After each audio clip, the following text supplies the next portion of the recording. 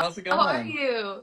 I'm so good. Thanks for doing this. Oh my gosh, thank you so much for taking the time to hop on the live and chat with us. Yeah, for sure. I literally was like, yeah, I'll just tag Backline, like, and then I saw y'all comment, and I was like, oh, that's so sweet. And then I'm just so happy that it's like folded into something like this. Well, So it's pretty well, we fun. are so excited to have you. As always, if folks can't join this chat, we're going to upload to our YouTube and also share throughout the month. But first off, happy Mental Health Awareness Month. Heck yeah, How you too. how are you doing today? I'm doing great, man. I've spent a lot of time outside and got some coffee, and I've been chilling. And yeah, how about you? Thank you. I'm doing great too. I just had my second coffee for the day, so I'm like ready to go.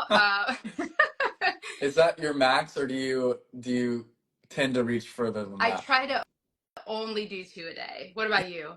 Yeah, I mean that's definitely like the rule of thumb, and I've been like really like trying to like lock into that lately because I'm like I actually do just feel so bad once I started getting into like the 3 and 4 range. I'm like I'm just doing this for fun. Like I'm not drinking it because I need it. Like, and I feel crazy, So Yep, we no, try to. totally. I've been trying to cut back, trying to, reel it in as well. I really want to thank you so much for joining us. One, we at Backline love your music, and we were so excited to when we saw you post about, your therapy journey and how Backline has helped you find a therapist. So we're so excited to have you kick off our Mental Health Awareness Month series. So thank you so much again for joining us. I'm just going to get right into it because I know we only have 25 minutes or so. But a lot of fans wrote in and asked, wanted to ask you some questions about mental health and specifically how you are able to prioritize it with such a busy schedule. Mm, And so I guess let's kick it off with how do you prioritize your mental health and wellness in your day to day? yeah, I just day to day, I'm just like I try to exercise every day. I go to hot Pilates a lot. Nice. We've got a studio, a hot yoga Nashville that me and my friends go to like all the time, and we love Emily over there. So we go there like all the time, and I rock climb, and a lot of that like kind of just helps me get out of like any kind of funk that I could fall into because I like even yeah, my therapist the other day was just like I was like, oh my God, after this session I just want to go home and take a nap. And I imagined she would be like, yeah, man, do it. Like, like do what's good for you. And she's like, you know, maybe like do some jumping jacks and see if you want to do a nap. And I was like, okay, yeah. And I just like got home and like I was like, I'm gonna go on a run. And after I went on a run, I was like, wait, I do not want to take a nap right now. So it's just like my like physical well-being a lot of times informs my mental well-being, and if I'm not taking care of myself, then I can start to like kind of want to just shut off and doom scroll and all that. But yeah, that's a big thing, exercise, and also just having like blockers on my socials to where I can't just like click immediately. Like it's like I have to like take a deep breath, which I don't always take the deep breath, but it like makes me wait like 6 seconds before I can like go into Instagram Oh, wow. every time I click on it. Well, you like pick how long the session is, so you're like, oh, I'm gonna do like it's like 1 through 10 minutes, and I had to adjust it for this because I was like, oh wait, I need to make it to where I can be on for at least 30 minutes. So I had to go in and hack the mainframe. But that's honestly helped me so much because when I first, it tells you how many times you try to get into Instagram. But when I first got the app, like it said I tried to get on Insta or got on Instagram 120 times in a day. In a day. In a day, like I opened the app 120 times, which is insane. And I was like, oh my God, that's like really insane. And now I set it to where I can't open it more than 15 Wow. minutes or 15 times in a day. So now it'll be like 10 times in a day, which is just a huge improvement to my whole life and also just like my sense of time in a day. Yeah. So Well, that's actually really incredible that you that you say that you went from 120 to now under 15 times a day, because when I speak to a lot of artists through this series, a lot of the toll on folks' mental health comes from social Mm. media, especially in this day and age. So I can imagine that it's just greatly not only given you more capacity and more time in your day to day, literally, but also probably has helped your mental health extremely, I would think. Yeah, definitely. It's a big life hack for sure. It's like I'll be like, wait, why do I feel so bad? It's like maybe because I've been reading like everything. It's like obviously Instagram's just like it's insane because you're just going from like tragic news story to like puppies to like someone releasing a new song to like another tragic news story, and it's like your body's not meant to like take on all of that emotional like an emotional roller coaster like that, you know? Yeah, So no, absolutely. So you've been open about utilizing Backline to find your current therapist. Can you talk a little bit about how you came across Backline and also how Backline helped you throughout that process? yeah, for sure. I basically was touring a lot this past year. Like I played like 89 shows in 365 days, and I was like I would always see the flyers on like the venue bathrooms, and like I always saw it and I was like, that's really cool. Like that's a cool thing for someone who would need that. Like and like I was so like out of my body by the end of that tour that like I got home and I was like, man, I like really don't know what to do if I don't have anything on the books or I'm just chilling and like I'm kind of going crazy. Because the thing about tour is that like everyone's telling you like you know exactly what your day is going to look like every day. It's rinse, wash, and repeat, which is great in some ways, but also it gets crazy. But you come home and you haven't been activating your Yep. schedule for that whole time. So it's kind of you just hit this like wall, and you're just like, how do I do anything other than just sleep all day? So I was going to this game night, and one of my friends was like, yeah, like honestly, she's like a therapist, and she's like, honestly, I get a lot of my clients through Backline, and I was like, wait, Backline?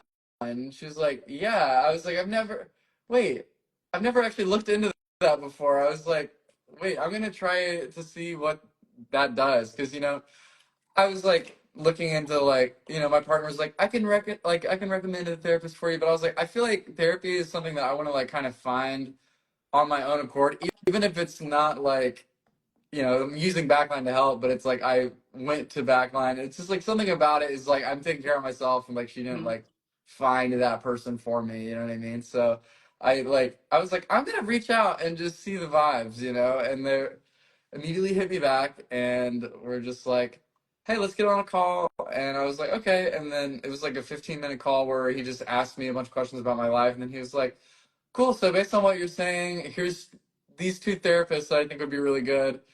One's like covered by insurance, one's not, and then sadly the one not covered by insurance is the one that was like much more my vibe and closer to me. But that's the one I went with because I was like, I need to take care of this major organ in my body that I'm not taking care of. And yeah, I just reached out to, or they reached out to her to let her know that I was going to be reaching out, which was super. That was like even a bigger motivator for me to reach out because I'm like, I'm not really cold calling. I can be like, Backline sent me to you, and she knows what I'm talking about. She hit me back immediately, and then we got on a call, and it was a great match, and then we've been going. And I've only had like 6 sessions with her, but they've been amazing, and I like literally feel everything. Just there's so much stuff that I didn't even know I needed to address that's just been deep down in there. And it's like, oh, like that's why I do that or whatever. And it's just been great. Like it's really informing a lot of my uh just like emotions and like it's just great. It's been awesome. But yeah, it was a really easy process. So it was awesome. We love to hear it. It's always so fun to see the work in action, and so that's really awesome to hear that Backline, you were able to find the right fit, the right help for you through using Backline services. That's always just so great for us to hear on the other side. Yeah. Um, can you talk a little bit? There were a couple of questions that folks had sent in asking about the touring experience. You mentioned that you had just played 89 shows, which is wild in itself. What is your favorite part of touring, and what is the most difficult part about Yeah, touring? I would say my favorite part is hanging out with my friends like nonstop. I like only bring on people that I love. So like I just get this like, and I'm a huge quality time guy, so you just get this like long unending like quality time with some close homies. So just like the long drives and all that are amazing. I love seeing like all these places with different energy and vibes and just seeing like I don't know, it's like I just love that aspect of like having your little like pocket of people that you're jumping around with and we like actually you know in between hotels we would do like we would like camp which I Oh, it's like pretty rare to have like a crew that is down to do that, you know. But they were wanting to do that. They were like, you know, when we were in like Oregon and stuff, it's like we're like setting up and like it's like you wake up to the smell of like these pines and like the water and all this stuff. And it was just like the rivers and stuff. And it was just so beautiful. Like, so those were definitely some core memories of just like, so there were some nights where we'd play a show and then drive and find a campsite and wake up and make, you know, oats for breakfast and stuff. And just like, that was really sweet. And then obviously just like getting to meet people IRL, like, is so nice because Instagram and Spotify and everything is just always showing you numbers. And it's like, really easy to forget that it's not just like a video game, you know? It's like these are like people that are engaging. So whenever I'm getting to go play the shows, it's like it's amazing to be able to connect with people that have connected with music and it is really fulfilling. And then obviously playing shows is awesome. Uh but yeah, I know I just kind of described everything about touring, but um I think the traveling aspect with my friends and then just getting to meet people and stuff is always awesome. I mean, that sounds incredible. Being able to camp, like especially the Oregon, like that's amazing. What's Yeah. some of the for those who don't typically tour and they're not on the road? What are some of the more difficult aspects of touring? I mean, I think that it's funny because the same reason that it's hard to get back home is the same reason why it can be really hard is because everything's planned for you and you Mm. kind of are just on this train and getting off at the stops and just like it's like kind of non-stop and you're kind of just constantly on, you know, because you're like it's like I just think that the uh the fact that you can't like break off and like go to a birthday party with your friends or anything or like you're like kind of just gone and you're also not really anywhere like you're kind of everywhere but also nowhere at the same time, you know. People are like sending recs like you got to check out this thing in this city and I'm like yeah, but we have a 7 hour drive and we're gonna pull up right at sound check and then we're gonna need to eat like you know, light lunch or light, like kind of weird 5 p.m. dinner lunch thing. And then Mhm. we're going to go to the hotel that's like 45 minutes outside of town because it's cheap, you know, and then we got drive to the next city and do the same thing. And it's like, you're kind of just everywhere, but nowhere. And like, I remember coming home and watching, have you ever seen the movie The Worst Person in the World? Yeah, yeah, It's actually. so good. It's like literally so good. And I watched that like right when I got home. And there was just like this scene where like, they're at this party and everyone was dancing and like there's music and like it's like oh like and I literally just started sobbing because I was like I haven't experienced that Mm. in so long, you know, just going to a place and there being like familiar people and like people that I know and love and like we're celebrating something, you know, it's like there's just like this like lack of familiarity when you're on the road. Everything's new all the time, which is great if you're doing it for like a month, but whenever you're doing it for like, you know, like 4 or 5 months out of the year, like it starts to really blur like the line of reality and like what even is anything, you know? So it's like I feel like that's a pretty big thing. It's just like kind of like the distance from the world, you know?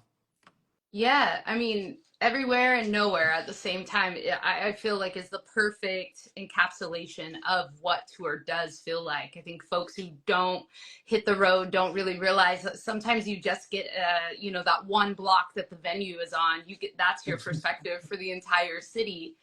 Um, all right, so you mentioned 89 days. How did you not burn out? Or did you? And if not, how did you prevent the burnout from happening? Yeah. Um, I definitely think I did. But before I did, I was like trying to prevent it just from like by like trying to do some kind of like run or Matt Pilates exercise like out by the van and stuff and try to be active and stuff like but I think I really did get burnt out. Like I really did just kind of by the end of it, like we were just like, it's time to go home. Like and like I think I really did get like I'm trying to think of the things that made it to where I kind of felt burnout, but I guess it was just like I would have loved to space things out a little bit more. I guess that was the note that I would have made. Because everything was kind of back to back. It was like 3 month long tour, where it's like we're off for like 2 weeks in the middle of that. But other than that, it's like you're like in it, you know. But all you need is like a couple days at home, and you're like, okay, I'm not going Yeah. crazy anymore. So I guess that's how I would avoid that next time. What does living a fulfilling life mean to you? Mm. A life where you're just there, where you're actually like present. Mm, Um, Even if like the number one thing that you want to happen doesn't happen, you're there for it. Because I think that the most tragic thing that happen is like you get to the end of the line and you're like, wait, I wasn't even here for any of this, and there's no going back, you know? Because I think that I don't know if you've read The Stranger by Albert Camus or not. One of the things that I took away from it, he's just like at the end, like just like kind of like reflecting on his life and just kind of being like, yeah, I would do it all over again, even with all the craziness and all the terrible things that have happened. Like I'd do it all over again because it's just life. Like life is a beautiful thing to experience, and I think that being present for it is the most important part. And it doesn't matter what you accomplish or what you don't accomplish or what terrible thing happens. Is like I just want to be there for it, you know. mm. I So. love that. I love that. You've built such an incredible community within your music, and within your online presence. And it seems as if it's obviously your music's great and you're also very vulnerable and very authentic. Has vulnerability always come naturally to you, or is it something that you've had to practice or hype yourself Mm. up to practice? I feel like it's something I'm actively practicing right now, because I feel like there was a stretch there where I was like kind of being like, oh, this is what people are affirming me for. I'm gonna keep like presenting that vibe, Hmm. and like I literally put on a certain kind of fit to film a TikTok because I knew that that would be received better than what I was wearing that day, and like so I think I'm trying to peel back those layers and be like my real self all the time, um, and even present that too, because I really think that for me, like personally, like because I've always thought that I was kind of under the impression that it's like, all right, music needs to be this thing, and then my life is this thing. But like, I really think it's a lot more holistic than that. Hmm. And I think that like presenting my authentic self in music and like online and on stage, like feeds back into me being my authentic self when it's just me and just my friends. Because I think when I was trying to put on like on stage and after when meeting people, I'd come back to being myself and I'd still be kind of checked out because I wasn't fully being myself then, you know, because it's like it's easy to turn on this like customer service kind of vibe, you know, where you're Right. like, hey, like, how's it going? And you know, and you just kind of have your bits like, and you kind of a script that you kind of go to.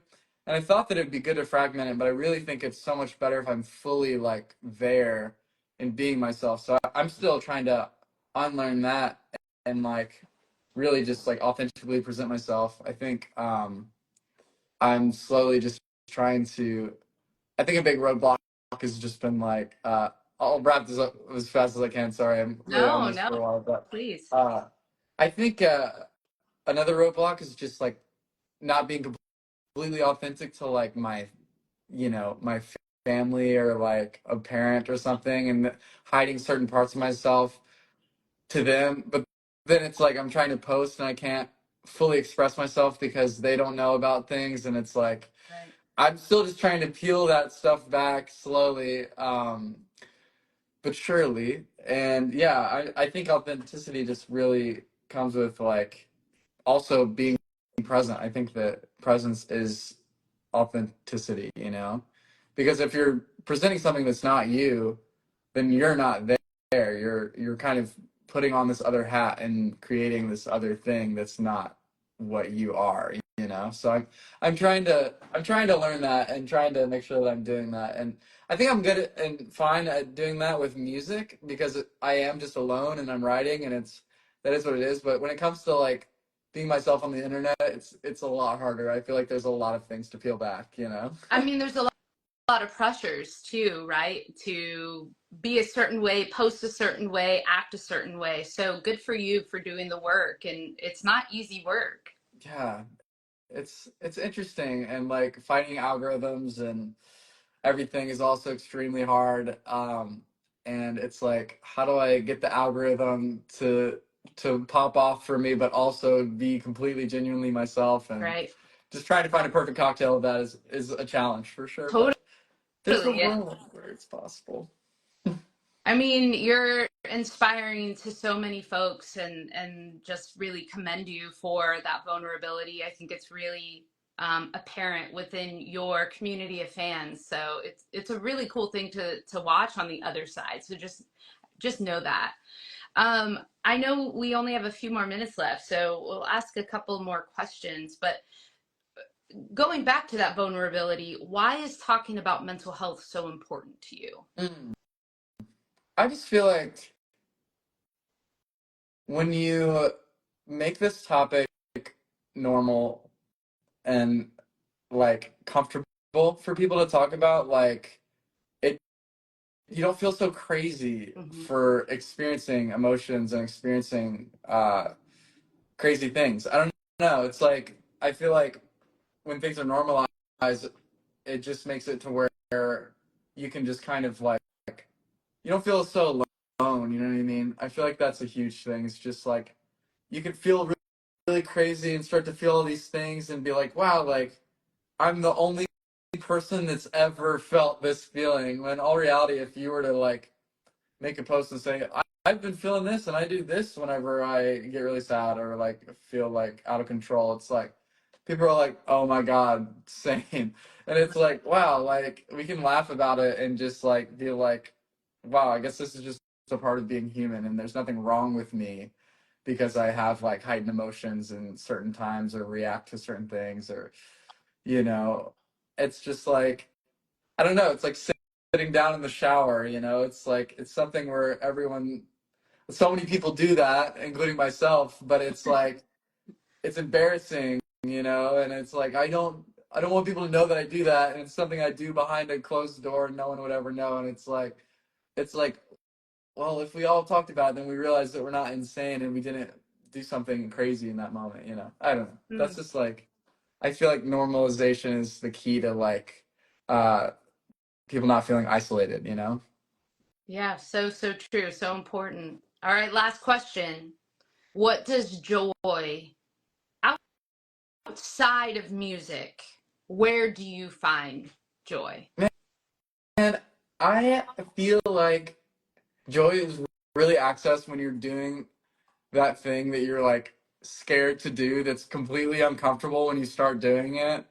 Like I did like this little dance with my friend Chloe the other day, and like we were just chilling, having like very serious conversations, and she's like, all right, we're gonna do this TikTok dance thing that I made with my sister. And I'm like, oh my god, like, and we start doing it. I'm like, I'm so bad at this. And then by the end of it, we were like hysterically laughing, and it was like so joyful and like so fun. So I think getting out of your comfort zone, doing the thing that's scary to do, and like, taking a cold shower when you don't want to, and like doing the thing that's like jumping off like that like first step where it's like, wow, I didn't think I could like go that far. I didn't think that I could like do that, and just like letting yourself like do the thing that you're scared to do, because most of the time the things that we're scared to do are the things that we really want to do. Mm-hmm. So Oh, I love that.